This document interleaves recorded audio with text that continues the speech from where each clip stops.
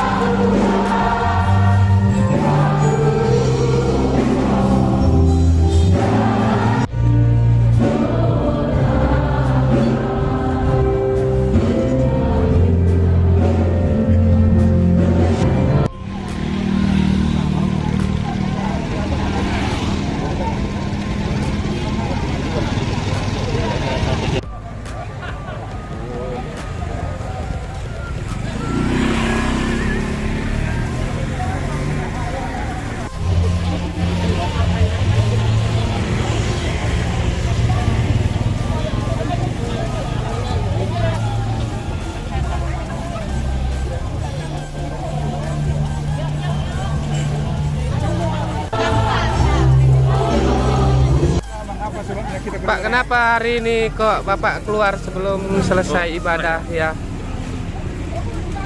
Begini Pak ya, kita juga jemaat. Buat apa kita menghadiri ibadah? Kalau toh juga yang kita hadapi itu pengkhotbah yang selalu melakukan, boleh saya bilang pembohongan. Juga berlawanan dengan hati nurani kita. Jujur, secara nurani hati masing-masing kita jemaat tidak pernah setuju atas kehadiran beliau, karena begitu banyak problem-problem yang beliau timbulkan. Bahkan dia selalu melakukan pembenaran-pembenaran dari semua fakta yang dia lakukan. Contohnya apa itu Pak? Apa salah satunya apa itu Pak? Ya, yang paling utama, yang paling saya lihat menyolok di sini, saya selaku jemaat, dia lakukan pengangkatan bendahara Huria dan sekretaris Huria, yaitu Tarar Tahun. Itu dia nyatakan itu sudah melalui rapat Huria atau jemaat. Padahal rapat jemaah mereka diangkat sebulan sebelum rapat Huria, ya kan? Sebulan kemudian baru dirapatkan Huria. Itu kan suatu kebohongan. Oke, dan itu sudah ada diangkat selama ini calon Sintua, ya kan? Kita tidak tahu tiba-tiba dia ini gugurkan, dia angkat calon Sintua. Ini juga tanpa, ya kan? Ada keputusan dari jemaat, karena pengangkatan calon Sintua itu dipilih oleh jemaat, ya kan, dibawa ke sermon parhala do nagok tiki kalau bahasa Bataknya, ya kan. Tapi ini tidak dilakukan. Begitu. Inilah yang membuat kami jemaat ini tidak terima dengan perilaku beliau. Kalau jemaat maunya seperti apa Pak terhadap hal ini?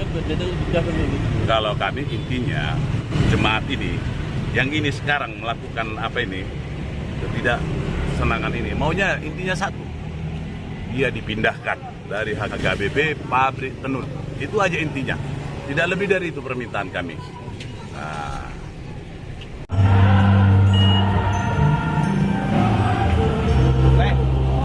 Selaku kuasa hukum jemaat perlu ditegaskan sekali, mereka jemaat ini bukan penjahat.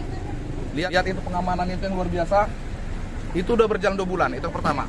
Yang kedua, kenapa dilakukan tindakan jemaat ini seperti ini? Selama ini 2 bulan jemaat menunggu apa respon dari Eporus, apa dari Preses. Kenapa tidak tanggap dengan hal begini? Itu perlu dipahami. Karena perlu dipahami juga, gereja berdiri berdasarkan jemaat, bukan gara-gara preses. Ini kumpulan uang jemaat, kolekte segala macam, mau pembangunan. Jadi perlu apa keluhan jemaat ini? Perlu maunya pemimpin paling atas memahami apa keluhannya. Dan ini bukan tanpa sebab. Ini bukan tanpa sebab. Dan puncaknya 21 Mei. Jemaat ini akan kita usut tuntas. Kenapa jemaat ditangkap seperti teroris? Dan hingga hari ini juga, lihat pengamanan luar biasa. Seluruh Kepling, Medan Petisah, seluruh polisi, Satpol PP, teroris sekalipun nggak begini caranya. Tempat-tempat maksiat sana nggak begini pengamanannya. Kenapa di gereja seharusnya seperti ini? Nah, ini perlu nanti kita usut tuntas. Kita minta 2 bulan jemaat sudah melakukan sikap seperti ini. Kita minta pemimpin tertinggi dari gereja HKBP ngambil sikap. Bukan tanpa sebab. Kita punya data-data. Kita akan main ini. Apabila tidak ada respon dari pemimpin tertinggi HKBP, jemaat ini akan siap melakukan upaya hukum. Kita boleh paham. Ini provokator dalam ibadah. Tidak. Mereka tidak provokator. Jadi jangan ada di setting lagi untuk penangkapan buat jemaat.